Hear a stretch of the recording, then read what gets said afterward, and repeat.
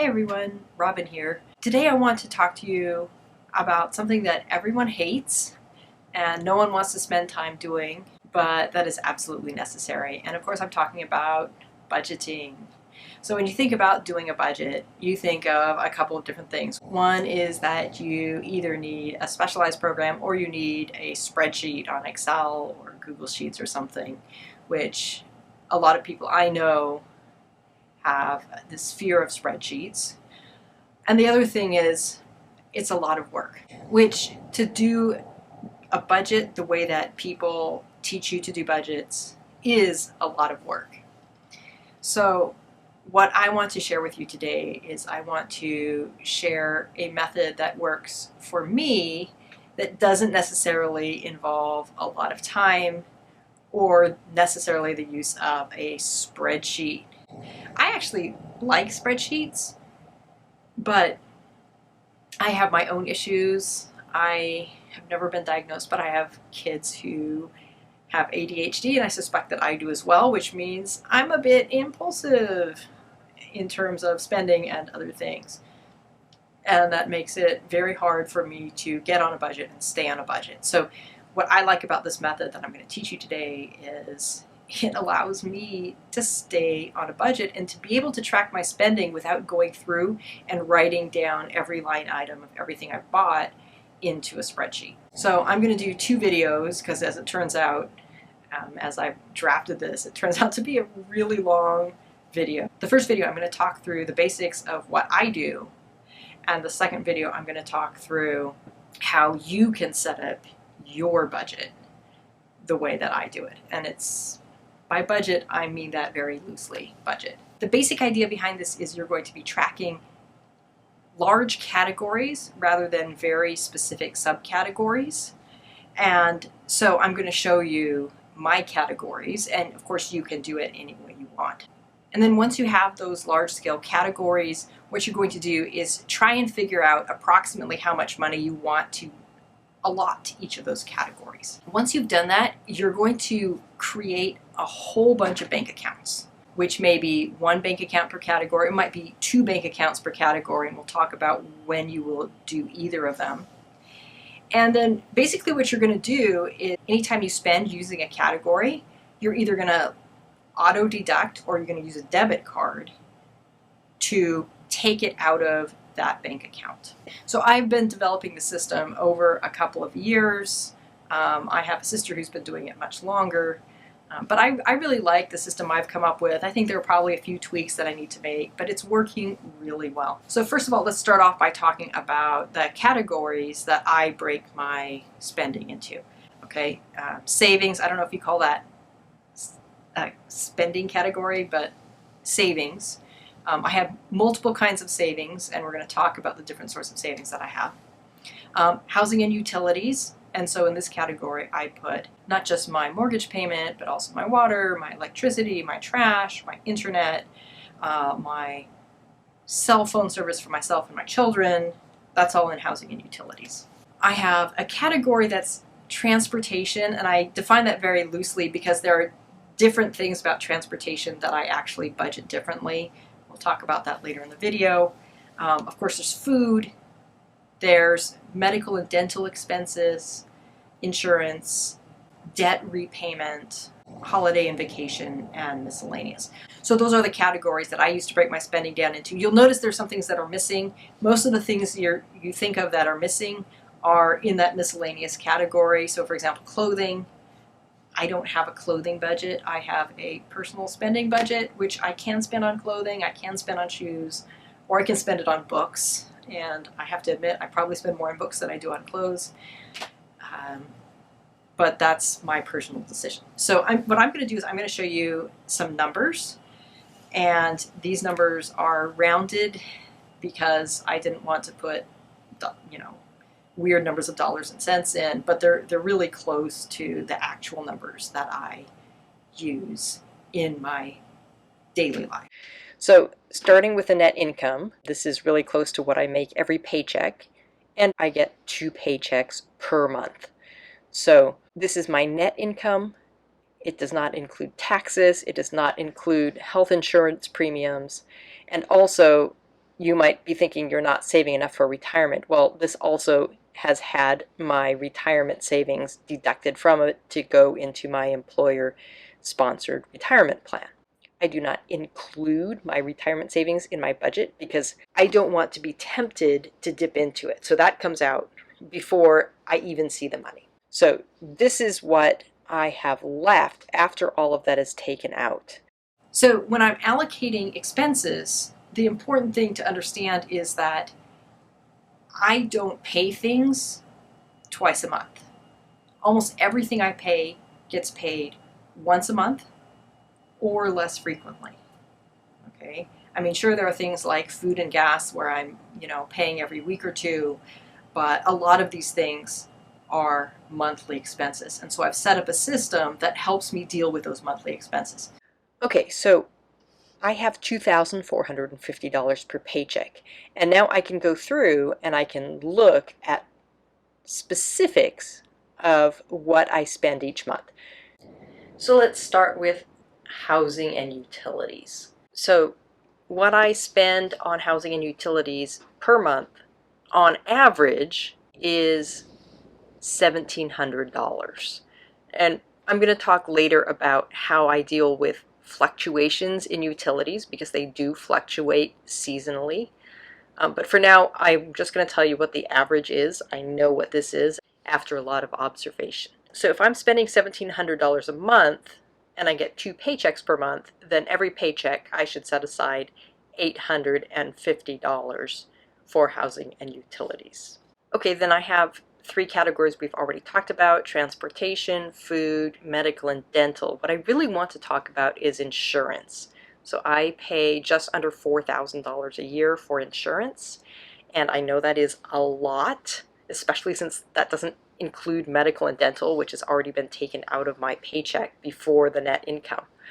So that is for life insurance, it is for supplemental disability insurance, and it is for car insurance. And I know that my costs are higher than most people's, in part because I actually have a disability. So far it hasn't affected my ability to actually do work, but because I have a documented disability, I get to pay more for disability insurance. Yay! So we have $3,950 per year in insurance, and 24 paychecks per year, because 12 months in a year and 2 paychecks per month.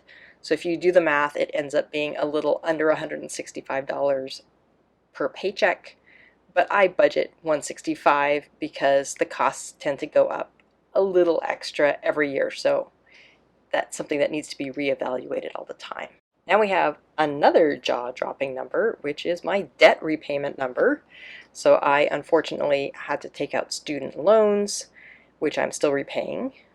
I have a son who's disabled, and because his condition started when he was in college, he never finished college, but he still has student loans that need to be paid back, and of course he is not able to work right now, so I'm paying them.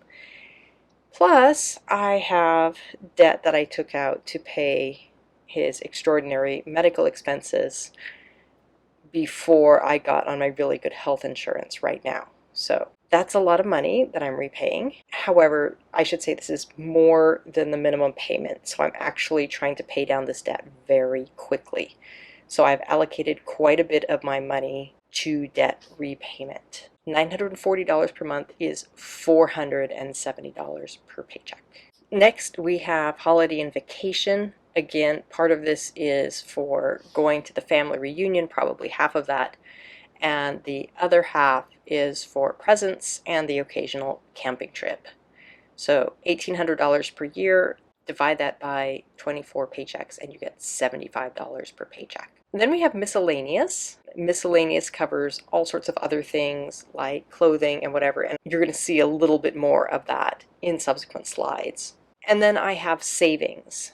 And I wish I could say this is just one simple savings account. It's not. So you're going to see that there's a lot more that goes into these numbers on subsequent slides. So I said that the way I do this is to separate this stuff into separate bank accounts. And specifically, I have bank accounts that have no minimum balance and no monthly fee. So I can have as many as I want. And I know this sounds weird, but I have a lot of bank accounts.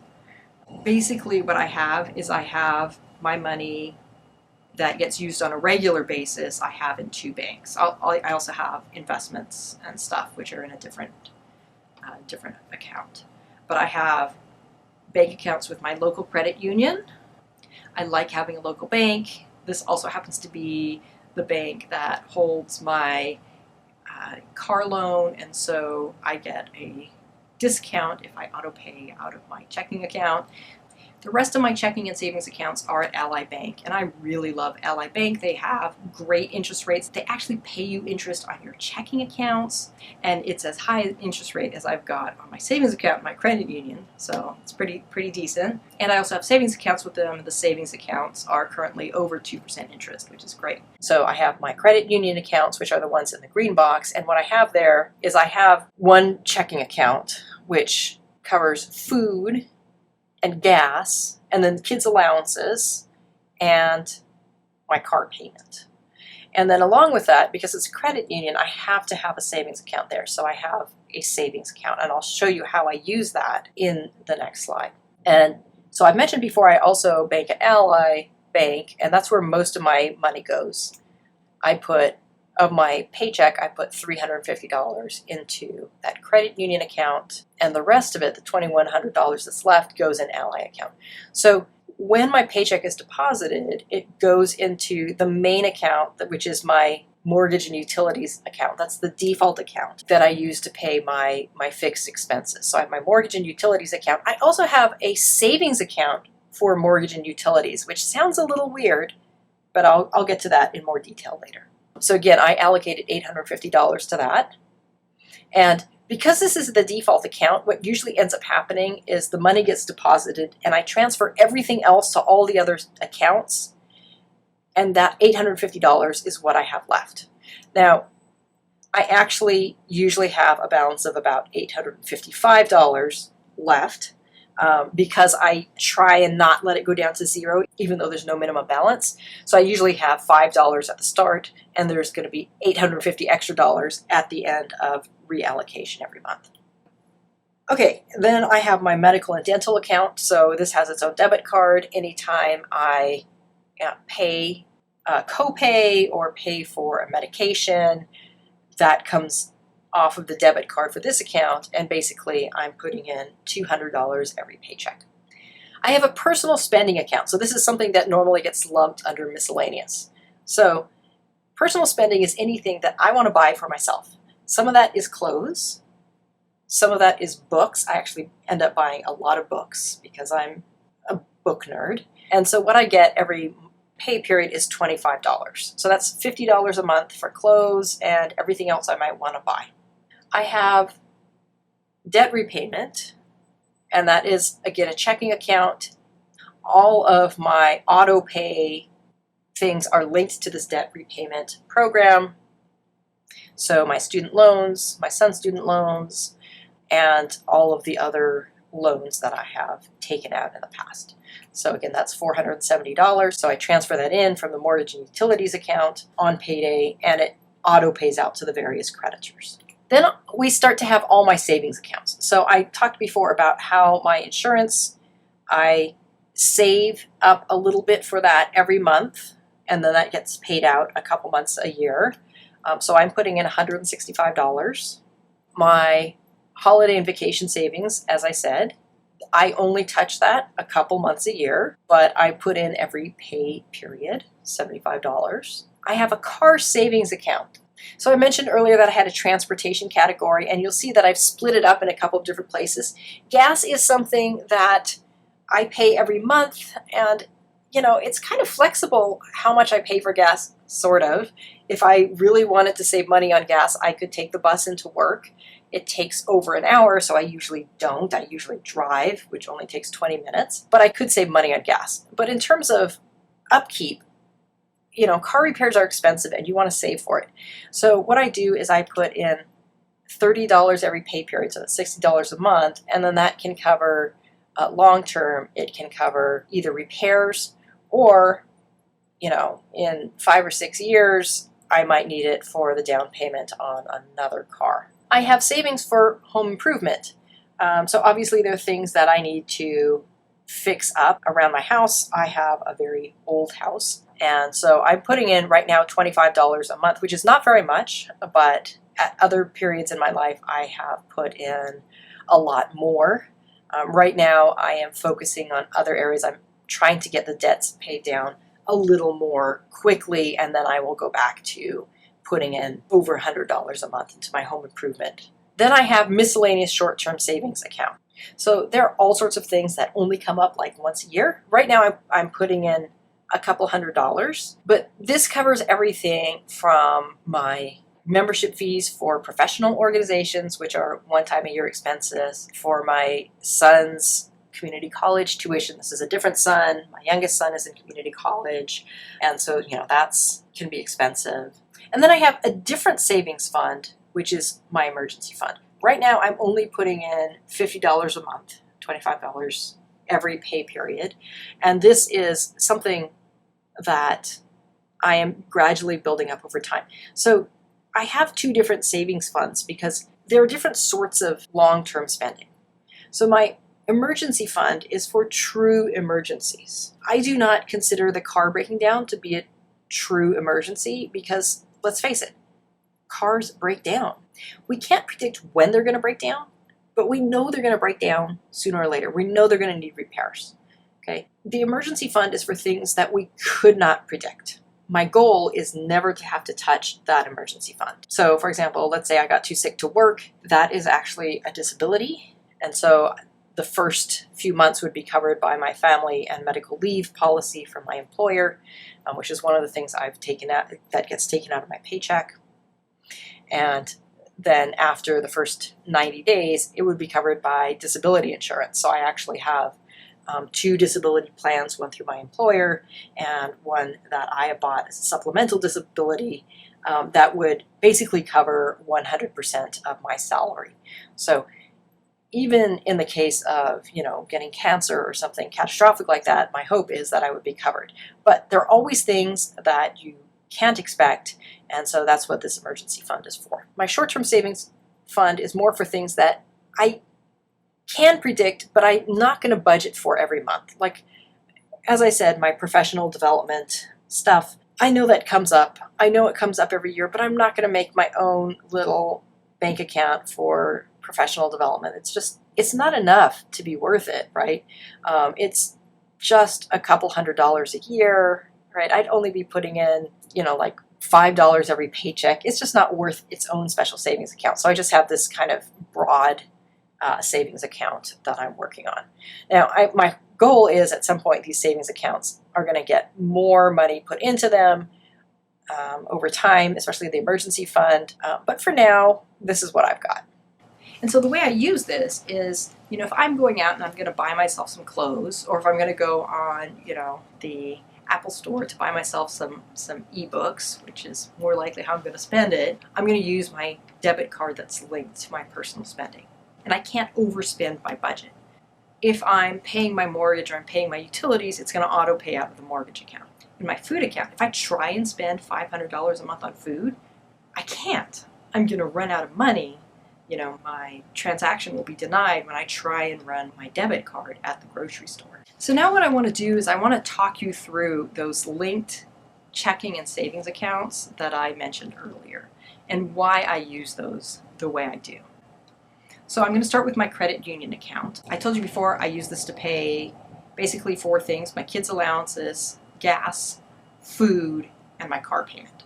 So I have 2 paychecks per month, but my car payment, for example, only gets paid once per month, and it's a large chunk. So how do I deal with making a big payment out of one paycheck and not the other? The answer is I use my savings. So, for example, I put in $350 every paycheck. In the middle of the month, I take that $350 and I also take $70 out of my linked savings account. So now there's a total of $420 in my checking account. Okay? And shortly after that mid-month paycheck, my car payment is deducted. So that's $180. I've gone from $420, paid $180. I have $240 left. About $50 of that is spent on gas, and about $190 is left on food. So, maybe in an ideal world, I'd have gas and food on separate accounts, but that's not the way I do things. So now let's fast forward a little over 2 weeks and we get to the end of the month paycheck. Once again, $350 auto deposits into my credit union account. This time I don't have a car payment to make, so I'm going to take $70 of that $350 and transfer it into savings. That leaves me with $280. And then I'm going to pay my kids' allowances. They're actually set up on auto pay to auto transfer to their accounts. And then after that, I have $240 left. And again, $50 for gas, $190 for food. And yes, there are some pay periods in which I'm going to spend more than $50 on gas, and then I spend a little less on food. So that's my credit union account. Now I want to show you the mortgage and utility account, because this is where things get a little complicated, but also really cool. So again, I'm going to start with a mid-month paycheck. I always put $850 in my checking account for mortgage and utilities. So in the middle of the month, I have 2 utility payments that come due every month. First is my water bill, which is roughly $45 a month. And then I pay my internet, which is $50 a month. So for this paycheck, what I actually need to pay is $95. But I got $850. So what I'm going to do now is I'm going to take the rest of that money. I know how much I'm going to pay. I'm going to take the other $755 and I'm going to move that into my mortgage and utility savings account. And the nice thing about moving it into the savings account is that technically anything that's in my checking account I can spend from. I have a debit card for that, and even though I'm not supposed to use the debit card for the mortgage and utility savings for anything else, there are times I have been tempted. Okay, but when it goes in the savings account, it's a lot harder to touch. Okay, so that's the middle of the month paycheck. Very little gets paid during the middle of the month paycheck. So now let's fast forward to the end of the month paycheck. Once again, $850 goes into my mortgage and utilities checking every month. So here's what I know is going to be paid. First of all, I have to pay my mortgage, which is $1,350, which also includes the escrow for the real estate tax and my home insurance. So that's all covered in that. At the time I'm recording this, the month of May, my electricity bill for this month was about $60. So, and again, I'm rounding these, it's never exactly. But you can see that what I need to pay right now is $1,410. At the moment, I only have $850 in my account.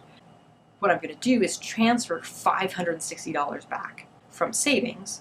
That will give me a total of $1,410. I can cover all of my expenses right now. You might say, wait a second, didn't you put $755 in savings before? The answer is yes. So I have almost $200 that I'm not spending. Why am I not spending that money? The answer is I have some things that are only due every other month. Like my trash bill comes every other month. So in June, I'm going to have to pay $75 for my trash bill for 2 months. And part of that money is going to come from the savings that's in my utility savings account. Because of the way my cell provider works, I only pay my phone bill once a year. It's roughly $600 a year for our 3 lines, which is super cheap. As you can tell, it's approximately $50 a month plus tax, which is about what I used to pay for one phone when I was on AT&T. So this is fantastic, but obviously having to make a $600 payment at any one time is going to be hard if I don't save up for it every month. So part of that is saving for my phone bill. And then the rest of it is being saved for the winter months when my electricity bills are usually around $200 a month. So that's how I do it. It works really well in that I can see how much I'm spending, right? If I put $200 in my medical and dental thing every paycheck, if I put $400 in every month and I'm consistently running out, that tells me I didn't budget enough, right? So part of this plan is you're going to have to reevaluate. When I first started this job, I thought, food is cheap here. It's a lot cheaper than the last 2 places I've lived, so let's try living on $300 a month in food. And I would run out so long before payday. It just wasn't working. And so then I had to say, okay, I need more money for food. Where am I going to get it from? And I actually had to choose, which of those other accounts I was going to put less into.